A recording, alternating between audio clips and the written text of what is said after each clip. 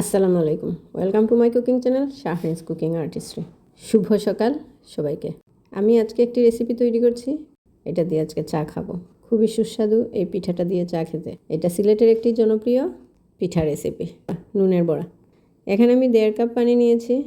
পানি উতরানোর সাথে সাথে দিয়ে দিলাম স্বাদ মতো লবণ, সামান্য হলুদ গুঁড়ো, হাফ চা চামচ রসুন বাটা, হাফ চা চামচ আদা বাটা, হাফ চা চামচ পেঁয়াজ বাটা। দিয়ে দিলাম 3 কাপ চালের গুঁড়ো, 1 কাপ ময়দা। দিয়ে এটাকে ভালো করে কাই করে রুটি বেলে আমি এরকম একটা স্টিলের গ্লাসের সাহায্যে ছোট ছোট করে কেটে নিয়েছি।